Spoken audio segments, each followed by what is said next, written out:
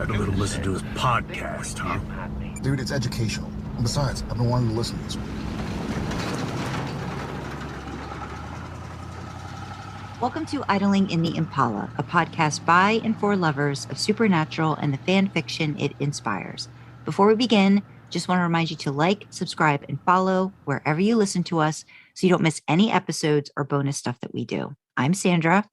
I'm Karlee, and today we thought we'd take a look at some comfort characters. So there's a couple of people in our community.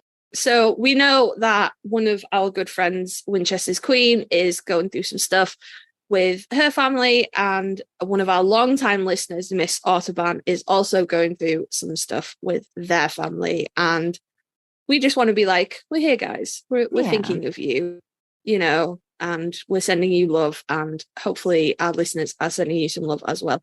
But while we were talking about this, we were like, we should do like a comfort episode. It's been a while, you know, and we've done some like heavy episodes. So the idea was a comfort episode, and I immediately went, well, we can't do Sam and Dean because that'd be it. It'd be like comfort episode, but it's Sam and Dean, isn't it? Yeah. So we decided that we would challenge ourselves to think of comfort characters from Supernatural that are not Sam and Dean. So, you know, full disclaimer in the first place, if you give us free reign, she's going to pick Sam and no, she's not. She's going to pick Dean and I'm going to pick Sam. Yes, we switch. No, obviously they are our comfort characters, but there are, I'm going to be honest, I struggled because Sandra took the obvious one and I was like, shit, well, we can't both have that. That'll be patents. So it's not a particularly comfortable show, is it? But, you know, we soldier on, we do our best. So do you want to go with your comfort character first, or do you want me to try and justify mine? I mean, I think yours is going to be easy to justify. I don't think anyone's gonna have mine to, is not sentient. It doesn't matter. It's still a comfort character.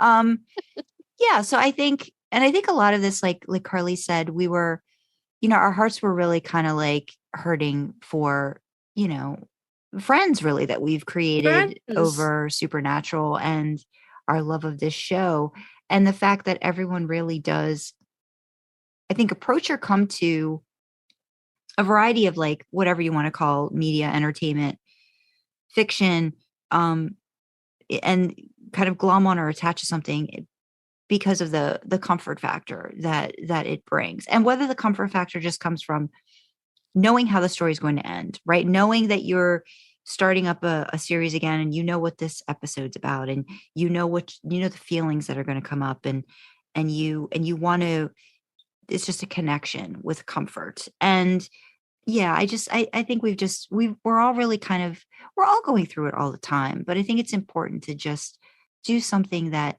makes you feel that things are going to be okay, even if it's just for a short period of time. And I guess for me, comfort character wise, I just immediately thought of Bobby. And I think that has a lot to do with how much stability, reliability, and comfort, you know, I think that he provides the boys. I was just watching another episode. I tell you, season 3's really got some good ones. It was Dream a Little Dream, where Dean's in Bobby's dream, where you get the first look at kind of some idea of what happened to Bobby's wife. You know, Dean's just kind of like shaking him, like, you know, you got to wake up. You know, you're the closest thing to a father that I have. And it just, my soul. Yeah, it's just, and I think like the very next episode, you've got Mystery Spot, where Sam is having to kill Bobby, and he makes a similar statement, like, you know, you're like a father to me, Bobby, like I can't do that. And he brings so much, I'm going to keep saying comfort over and over again. He's so many things that you, I think, want to have. I know that I do in a father figure. I think dependability is just the most important thing. He's always there. You call him up. If he doesn't have an answer, he's going to find the answer for you.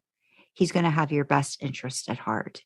He's going to think about you first before he thinks about the case or, you know, all those other things that have to happen. For me, that's a sense of comfort knowing you're going to have someone in your corner that's loyal, that's going to help you through some really hard times. That's what makes him, I think, he's just a great character in general. And we've talked about him quite a bit in a couple of other episodes. But yeah, when he comes on the screen, I feel like things are going to be okay. You know what I mean? Like, Bobby's here. Bobby's going to figure it out. Yeah. Bobby's going to make sure that the boys do what they need to do, but, maybe not sacrifice themselves for the world if they don't absolutely have to, kind of a situation. So yeah, for me, I think it's Bobby. Although I have no qualms about your character. And I think I think that would be another one that I would say is right up there too. For me. Yeah. I mean, in terms of Bobby, he was my first thought, but he doesn't necessarily resonate with me in the same way. Mm-hmm. I want what he offers, but I've never had it, so I don't know how that feels. That kind of, apologies to anyone who hears the podcast mascot yelling in the background. He has brought me a spring. Unfortunately, he has left it at the other side of the room and I'm not getting up. So there may well be disgruntled cat yelling, but he's reliable. Like you say, you make the call and he's always going to pick up. And it doesn't matter how much you've fucked up.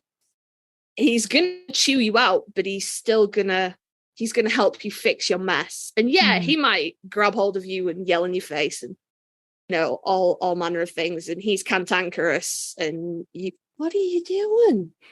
Oh, apologies, guys. He wasn't going to yell. He was just going to be in the way. Why are you like this? We have that on a t-shirt. Check it out. idlingintheimpala.com. I'm so good at this.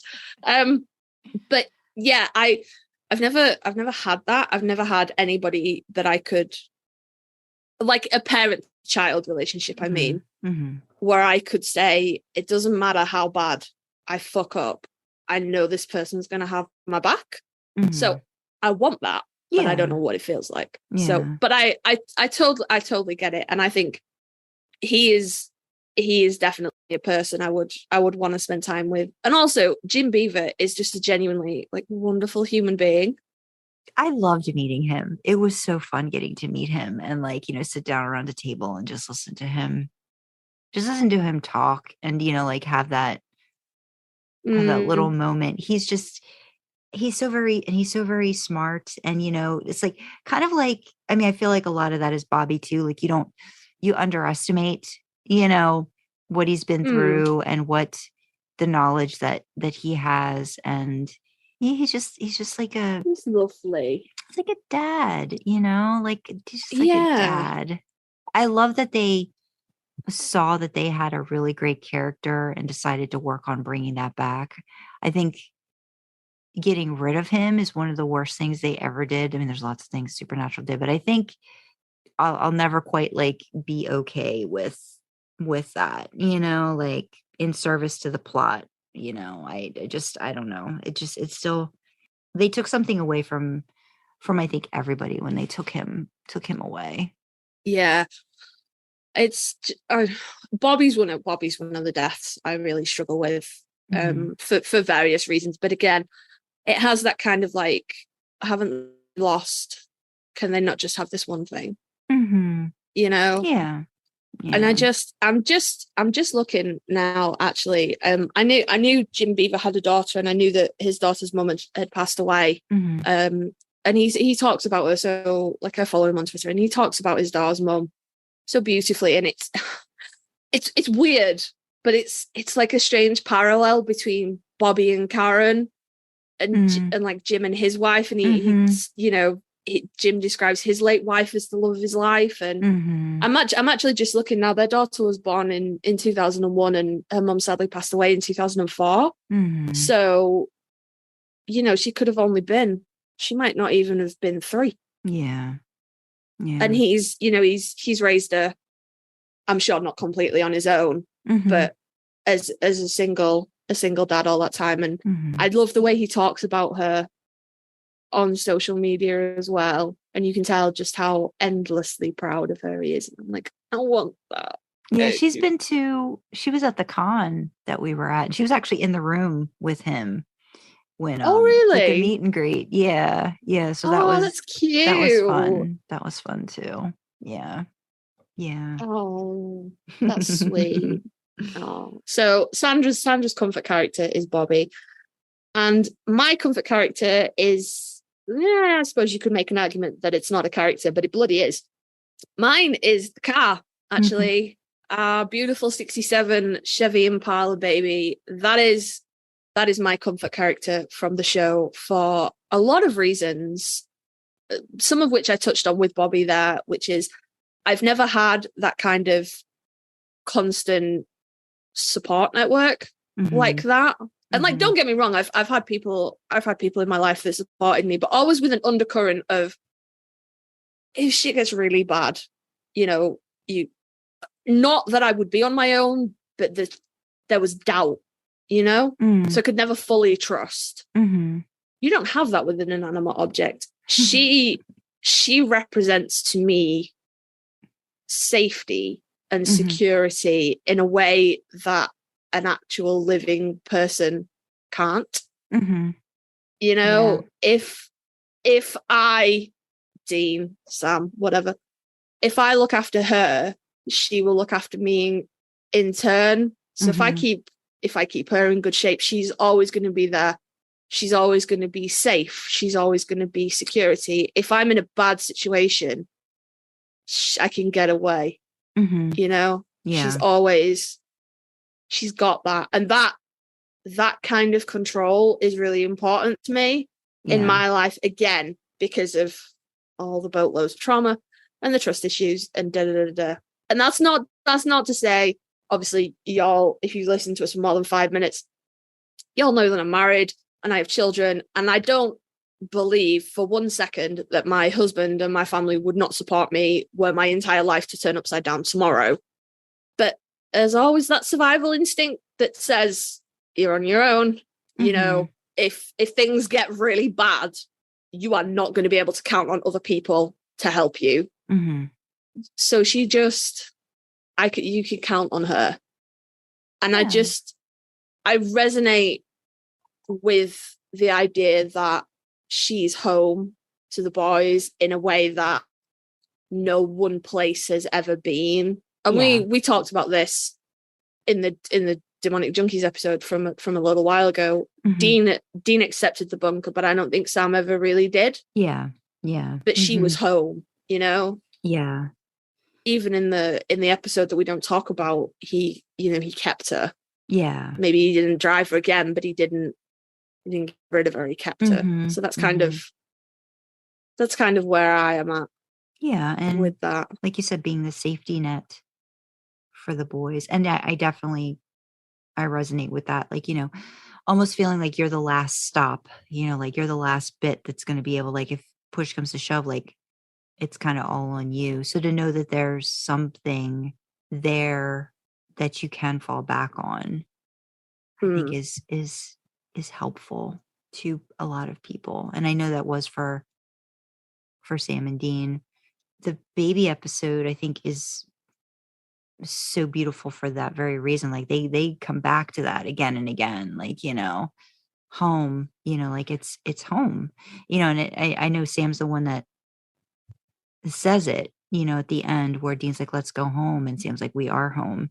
It was nice to hear Sam say that, as opposed to it being like a Dean line, because that the car means as much to him as it does to Dean, and that's, and how, they keep using it again and again. Like, in Swan Song, baby was the thing that helped bring Sam back, right? Even if it was the little green plastic soldier in the ashtray, it was still because it was something that, had happened in baby. So very constant, which is important. As someone who moved from their childhood home, I think we moved when I was like 12. So albeit we didn't move far, it was still a loss of all those years, you know? Mm-hmm. And then of course I moved out from my mum's, and that was fine. But then I lost that childhood home as well when she passed away. And it wasn't her house, it was rented, so it got rented out to new people. Mm. So then that was gone, and I've lost various other places that I considered. Like my grandparents' house was sold after my remaining grandparent passed away, and I wasn't able to go and say goodbye to that house. And we're talking about a house that I would spend sometimes 7 days a week in. You know, I went to my grandparents every single day of the week because I went to school where my grandparents lived, not where I lived. So I was there at least 5 days a week. Sometimes I was there on the Saturday and the Sunday as well. I would spend every day there in the summer. That was as much my home as my mum's home. My dad sold his house a couple of years ago. Again, another place that was home that I don't have anymore. Like something tangible like that can move, that nobody, all those memories can't just be taken away like that. That appeals to me. And I need that in my life. Yeah. And that's so interesting that you were like, I need a person. And I was like, I need a thing. Yeah. I think so. I know, like with me, like childhood home and stuff, like it was funny because like the home that I bought, that we moved out of, that was in 2017. So like my home was 2017. And then in 2019, it's when we sold my mom's house, which was my childhood home and pretty much like her home for almost 50 years. So we're talking like, you know, it was 45 years. So I mean, I kind of like, I took the time for my house, but then really for mom's house too, like, you know, with all the packing and everything, like just kind of like going from room to room and just like standing in it and just kind of like, you know, taking in the sense and, you know, the feel and just like each space, and then kind of just like saying goodbye to it, because I knew even if I was able to drive by it, I would never be able to go in and feel like it was my childhood home again. So so that was hard. That was hard. So yeah, I definitely, and it takes a while, right, for something to feel like it's, to feel like it's home, you know, like you don't just immediately like move into a new place and, oh, this is it. I mean, you get a sense that you can make it your home, but it's not necessarily automatically that way. Yeah. I think with baby, I think that because they had her for so long, you know, it was just a part of life for them that was really special. I just, especially with how in the early seasons they lived that really nomadic life, and every week it's a different town, it's a different motel room, but it's the same motel room, you know. And to have this constant, I really resonate with that. I really should speak to a therapist. Well, I mean, I should speak to somebody. Well, so I mean, and just like a little bit like going off of that. So I'd found an article about comfort characters and exploration of fandoms and fiction, and I'll put a link in the article in the description to it.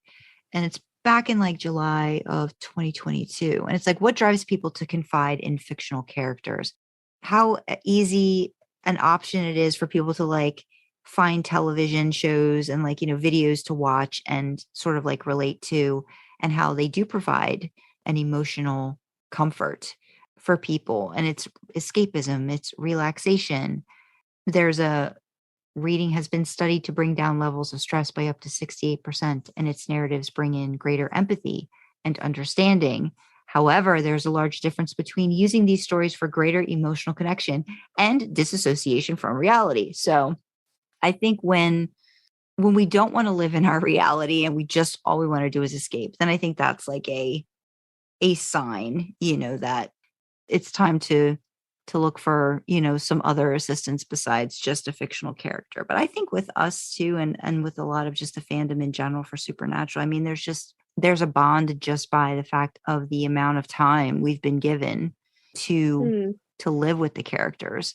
I thought this one little chart here, like what makes you like a character, and of course only like 16 responses, but personality far and away was like 93.8%, and then I think it was wit, backstory, escapism, and we're like gender, but then you've got like, the physical attributes, attractiveness are like way down the bottom. And I mean, there's no denying how attractive, Sam and Dean are, but like if they didn't have any substance behind them or something that people could connect to, it would just be another, it's worthless, isn't another it? pretty face, which again, I've said time and again is kind of how I first looked at Dean when the show started. But it took getting to experience more of the character to kind of make me go, oh, and then that was what endeared him, to me. And again, that connection that I think, just like you have with Sam on a lot of levels too, and like the connection I have with Dean, but then exploring what brings them comfort by association too. And, for me, like I said, I'm always going to say daddy issues are a big thing for me. So I think finding somebody like Bobby in the boys' lives was just so nice when they brought him in, the way that they did. They really needed that. And knowing that they always had that, but didn't necessarily, again, like loyalty wise and everything, couldn't really they probably really liked it when they got to stay over at Uncle Bobby's, but they couldn't necessarily like let John know that, and that's the same thing with him and the boys, like the relationship that he built with them and how much they meant to him. It's just sweet. It's just a sweet little, in the middle of all the craziness, that they have, that is really nice. So yeah, I find all of like the fandom stuff very. Has there ever been any other comfort character for you that you can think of, like whether it's fiction, like in literature or TV or something? Because really looking, like I can't say that I have another character like this that I've ever had. No one's grabbed me like Sam did. Nothing's. I've had stuff I liked. I've had stuff I enjoyed. But nothing's grabbed me quite like Supernatural did. And I don't want it to let go now. I have acclimatized. But no, I can't. No. Yeah. I can't even think of like, I feel like at one point in my life I would have had books that I would have gone back to again and again for comfort, but I probably couldn't even recall any of them now. Yeah. It's wild, isn't it? It is, because it's very late in the game for me to have like, and I mean, like I've talked about like fangirling is one thing, but this is another. This is like another level. On another entirely. level. Yeah. I think that's where the concern might, need to be, where like, if your whole day or reality is just wrapped around everything, around a character, or like, to me, like I think daydreaming can get a little, if you're not careful, you're not dealing with the problem or the issue. Yeah. And so I think everybody's entitled to that escapism. Just don't make it an all the time thing, because eventually you've got to deal with, and people use escapism in a variety of different ways. It's not just, doesn't have to be TV, but a lot of other like substances and different things or activities or behaviors that they do to escape from what, has to be kind of like looked at and dealt with. So yeah, I think just keeping that in mind, but being like, it's okay to take comfort in these characters when you need it. Because sometimes you just need a show. Like I just do that sometimes with Ted. Like I can go a week without watching it and I'm like, we need to sit down and I need to watch an episode of Supernatural. I need to do this right now. I need this. And he's like, okay, let's do it. And so then we'll like, we'll watch an episode and I feel better. Even if it's even if it's a sad episode or it's a really heavy episode, there's just something about being a part of that and experiencing that makes me feel better. Makes me feel like I'm being understood in some weird way, or that I understand where that character's coming from. Resiliency too. I think that's important. Just how resilient they are brings me comfort. That, if they can manage that stuff, I can manage this stuff. That kind of thing. So I'm thinking about it now, and the only thing for me personally that I would say has ever come close to the level of grabbing and holding on that Supernatural has to me, it would have to be Peter Jackson's Middle Earth, Lord of the Rings, and The Hobbit. Not particularly because I find any one character in either of those trilogies a comfort like Sam, like the Impala, but just because I know that I can put that on and go on that journey with those characters, and it's going to be okay. I know. I think there's a comfort in knowing the ending to something, certainly, but there's a comfort in that journey for me. I think more the Lord of the Rings, because that's the one I've known the longest. But I can put that on, and I know that maybe the journey's gonna suck, but it's always there, it's not going anywhere. I have those movies, I can put them on whenever I feel some kind of way, and there's comfort in the known, I think. And I think that's probably why a lot of us rewatch Supernatural again and again, even if it's just an episode, because you know how it ends and it's comfortable, it's safe. Yeah.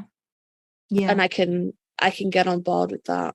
And I just like the fandom as well. And the fandom, it does have problems. Oh boy. We all know it has problems. If it wasn't for the Supernatural fandom, and then I'm sure AO3 would still exist, but we probably wouldn't be on it. And then if it wasn't for AO3, me and you wouldn't know Winchester's Queen. We wouldn't have been able to talk to her in real life. We wouldn't be friends with her. So, and the same for Miss Autobahn, who was like remains to this day one of the only listeners that reached out to us in the beginning, reaches out to us very regularly. And, Sandra will agree with me, when we checked in with her because we hadn't heard from her for a while. And when she replied to us, my heart fucking broke. I was genuinely, and I was like, this is a good person. This is a good family that does not deserve to be going through what is happening. So the fandom has a lot of problems, but you make friends like that, friendships like that really stand the test of time. Just from a show and us getting obsessed with the show and being like, we should talk about it on the internet. And maybe people want to talk about it on the internet, and and here we are so many months down the line. It's wild. It is. And I am very grateful for for the opportunities, I think, that the show has given us to make new friends and really just like get beyond the, oh, aren't they so cute, they're so great, and just like into what the show means to so many different people, because you can have all of that and have you can have style and substance, and I think with these characters, I think we were really lucky that all of the pieces kind of fell into place for so many people. And there really is kind of there's something for everybody, I think, in the Supernatural universe. Knowing that you can be different, but you're still a part of something is important. And I think that hits home a lot with people that really enjoy this show and the fandom with all that means. But yeah, I'm very grateful for the friends I've made over the past couple of years. And let's face it, I mean, I think for a lot of people, COVID had a lot to do with that too. Like people having to search for comfort and find comfort in in a really like dark period for just like the world in general and just the unknowing of what was going to happen and how much it all could have been fixed if Sam and Dean were here. They would have taken care of it. Lickety split. Yeah. Would have been an issue. Would have blown up a house. It would have been good. It would have been like season 7. Hello. Yeah. Can I assist? So I think we just kind of wanted to what is Jinx doing? He's just really in my business. Do you want to be someone's comfort character? You could be a comfort character. Jinx is everybody's comfort character, by the way. Yeah. There is about 4 brain cells in the whole space between his ears. One of them is breathing and the other one is blinking. Mm-hmm. And the last 2 are frantically trying to hold everything together. Mm-hmm. And he is super, super dumb and super loving. And he will come and he will rub his face all over you with his lovely wet nose and chirp and meow at you. And he wants to be friends. Yeah. So if you don't have a supernatural comfort character, if your comfort comes from animals, Jinx is an honorary cat to everybody, aren't you, Puddin'? Yes, you are. You're a pretty bubba. But yeah, so I suppose I'm not religious, but we would like to put it out there that, you know, if prayers are your thing, or, you know, good thoughts, good vibes, anything like that, just send them out into the universe, because there's people in our personal idling in the Impala family that are going through some stuff right now, and, you know, it can't hurt anything just to send out some good vibes. Or Absolutely. If you are religious and prayers, you know, send them out into the universe, because there are some people going through some stuff, and we would like to make that just a tiny little bit easier on those people. Yeah, absolutely. Yeah, so I mean, I think it was nice to just, you know, bring it down a little bit, not be so, even though, you know, we want to bring comfort to people, not be so serious on a particular topic. As Karlee has stated, we've been doing that quite a bit. It's been a bit heavy for a little while, but it's okay. And we would love to know if there are characters that you like. Obviously, Sam and Dean and Cass. And if you want to email us or comment or whatever and wax lyrical about Sam and Dean and Cass, we will wax lyrical right the fuck back. We love those guys, but we were just like, what if we just somebody else? You know, for 5 minutes, what if it was just somebody else? So, you know, maybe Bobby fills a need for a father. Maybe you're more like me and you're like, I just need security and control. And the Impala, she got you covered there. And maybe you need a little white and black cat who is being so adorable right now. Why are you like this? You're so pretty. But yeah, we thought we'd just bring it down and just be a little bit nicer. So we should probably wrap this up though. Yeah. So if you want to reach out to us, you can email us at idlingintheimpala@gmail.com or reach out to us on Twitter at idlingintheletterd_Impala. If you'd like to make your voice a mail, check the description for a link to send us a voice message. And you can find links to our personal socials and our AO3 accounts in the description. There's also a link to my author website and my original fiction. We also have a website of our very own now. idlingintheimpala.com is where you can go for all your Idling in the Impala podcast needs. So that is where all our merch is. If you see it anywhere else, it's not from us. Don't buy it. Come and get it from the website. There's YouTube stuff, Spotify stuff, about us behind the scenes. I'm going to get a picture up of the mascot as well, in case you're like, I need a cat in my life that is the most needy fucking thing that's ever existed. It'll be there too. Don't forget to like, comment, follow, subscribe, all that good stuff. Leave us a comment. You know, feedback is great, but also, especially if you are listening or watching on YouTube, likes and comments really help us with the YouTube algorithm. All hail its benevolence. Check out the current causes that we are championing in the description. If you need the help of any of those charities, the information on how and where to contact them is there. And if you feel like you can, you know, and you're able to donate, that would be freaking awesome as well. But with that, we will say thank you very much for joining us in the backseat, and we will see you next time, guys. Bye. Bye-bye.